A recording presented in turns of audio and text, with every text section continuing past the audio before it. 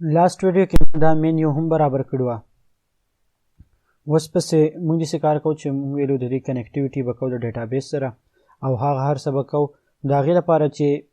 یو ابجیکټ اورینټډ اپروچ دی، یو چې دی سټرکچرل اپروچ دی. په سټرکچرل اپروچ کې مسله دا چې دغه اس کیو ایل انجکشن پکې کېږي او سیکیورټي ایشوز پکې. نو موږ د کوم کویریز چې لیکو د هغې کویریز دپاره به موږ ابجیکټ اورینټډ اپروچ یوز کوو. نو موږ چې کوم دغه یوز کوو هغه دی پی ډي او.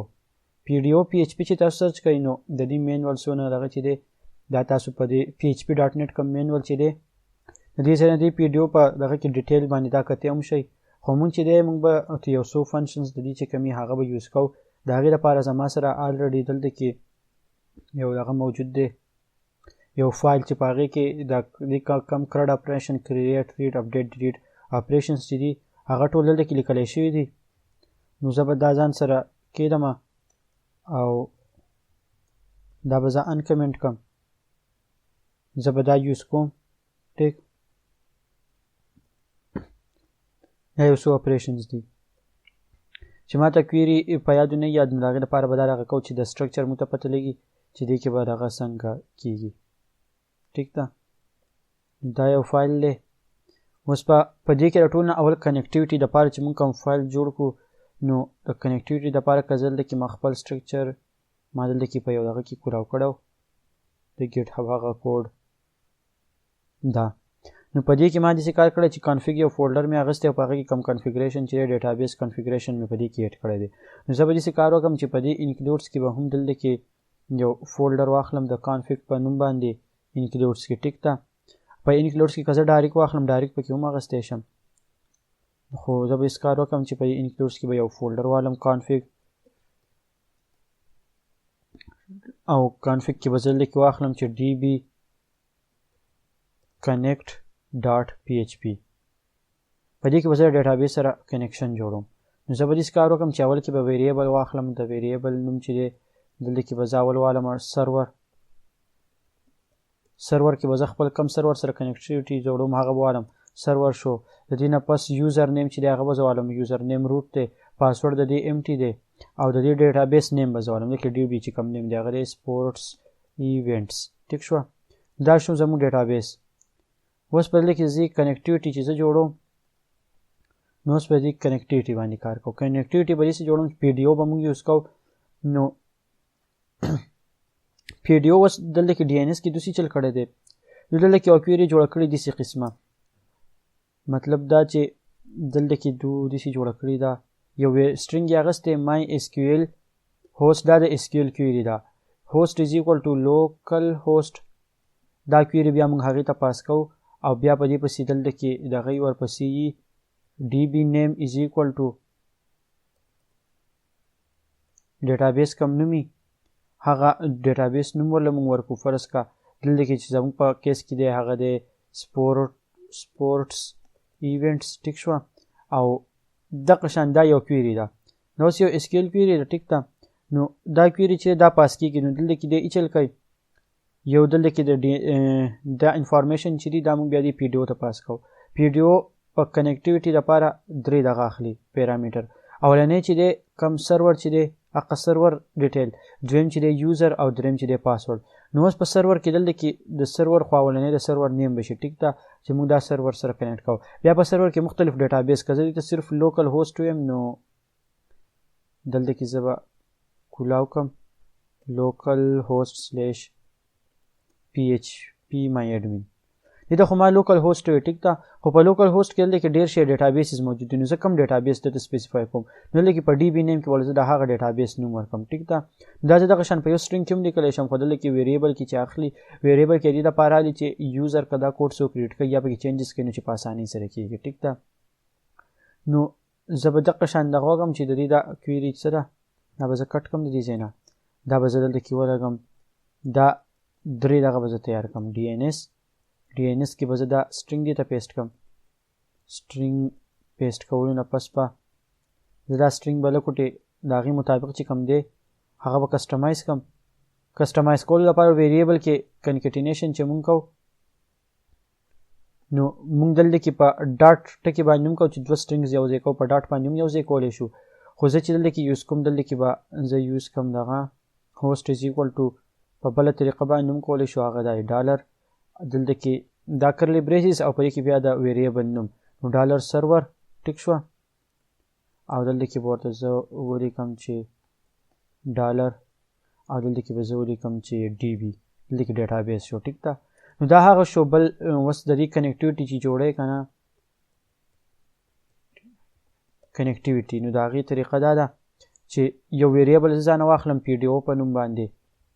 تاسو په هر څه نوم اخیستی شئ دلته کې به وګورو چې داسې اخیستي او د دې کلاس چې دی د دې به یو ابجکټ جوړ کړو پی ډي او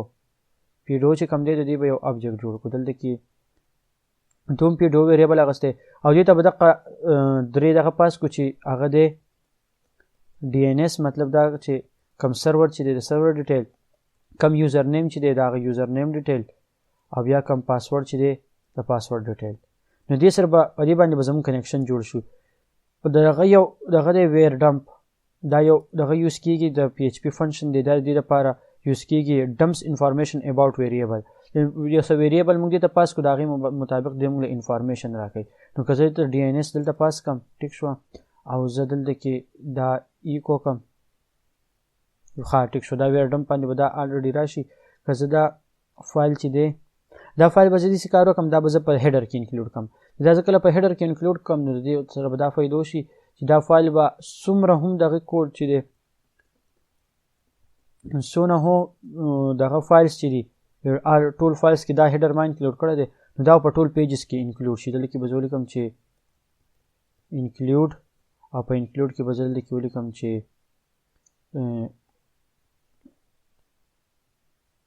هیډر فایل دې نه به زه بیک راوځم 2/4 کې دې بیک راشي کانفیګ ته او په کانفیګ کې به بیا زه دې ته ویم چې ډي بي کنیکټ dbconect.php ګورو چې دې کنیکشن کار وکړو که نه د هغې لپاره به زه دا پیج ریفرش کړم دا پیج ما ریفرش کړو نو ما له دلته کې ایرر راکړو نو سچ فایل ډایرکټري دا فایل راوچت نه کړو دا فایل ځکه راوچت نه کړو چې دا فایل چې انکلوډ کړی دی ما دا هیډر پیج بیا د دغه ځای نه کار کېږي نو که دا زه داسې کړم دې له زه نوم ورکړم چې components نه includes په includes کې بیا config folder دی نو اوس برابر دی هغه دغه وکړو ټیک شوه نو ګورو چې ما ویرډم کو ډي این ایس دا پی ډي او به زه راو دغه کمه ما ول ډي این ایس دغه کو نو ډي این ایس هغه کم ما ته دلته کې شو کړل دا چې دا سټرینګ ټایپ دی 40 دغه کریکټرز دی په دې کې او هغه سټرینګ دا دی نو که زه اوس دلته کې دا دغه کم ریفرش کم ما دلته کې پی ډي او دا دغه چې دی دا مې دې ته پاس کړو د دې کوم ریزلټس چې دی هغه ما دلته کې راکړو ټیک ده ها اوس که زه د دې نه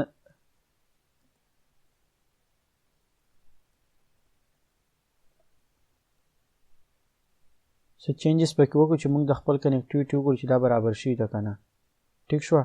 نو اوس کنیکټیویټي برابر نه نو ما دلته کې هغه ایرر چې دی هغه ایرر ما دلته کې ډسپلی کړو او ایرر چې د سم مطابق ایرر هغه به دلته کې ما ته ښیي چې دا قسمه ایرر دی نو دلته کې د یوزینګ پاسورډ د پاسورډ ایرر دلته کې ما ته مسله راغلې ده پاسورډ ولا ما غلط ورکړی ټیک شوه دا ما صرف دې لپاره چک کوو چې کنیکټیویټي کار کوي که نه نو دلته کې ما ته ابجکټ ډسپلی شو چې دا پی ډي او یو ابجکټ دی اوس پکې نور څه لا نشته ټیک ته خو دغه ما ته دا شو کړه چې دا ابجکټ ده نو مطلب دا چې زموږ کنیکټیویټي برابر شو د ډیټابیس سره اوس د ډیټابیس سره خو کنیکټیویټي برابر شوه اوس په دې کې نیکسټ اپریشن چې دی زموږ فایل چې دی هغه لینک هم شو اوس فایل په یو بل پیج کې نه دی لینک شوی هغه پیج چې دی هغه د ډیشبورډ پیج دی په ډیشبورډ کې ځکه نه دی لینک شوی چې هیډر فایل کې موږ دا انکلوډ کړو او هیډر فایل دلته نشته که تاسو دا په یو پیج کې جدا انکلوډ کول غواړئ نو په هر پیج کې دا تاسو جدا هم انکلوډ کولی شئ ټیک ده اوس دا کوم هیډر فایل به زه راواړم د دې ځای نه به دا زه کاپي کړم چې دا زه کاپي کړم او دې انډیکس پیج ته راشم او دا زه دلته پیسټ کړم ټیک شوه نو د دې کنیکټیویټي به دلته هم جوړه شي د ډیټابیس کنیکټیویټي اوس چې زه څه اپریشنز کول غواړم ډیټابیس سره کولی شم. نو په دې کې مونږ کنیکټیویټي جوړ کړه. په نیکسټ ویډیو کې به مونږ داسې کار کوو چې سټارټ پتې واخلو د گیمز نه او دلته کې دا ایډ گیم بټن چې دا په دې کې چې لکه موډال دی دا مونږ فنکشنل کوو چې کله په دې باندې څوک کلیک کړي نو د گیم ډیټابیس چې دلته کې موجود دی گیمز ډیټابیس هغه چې دی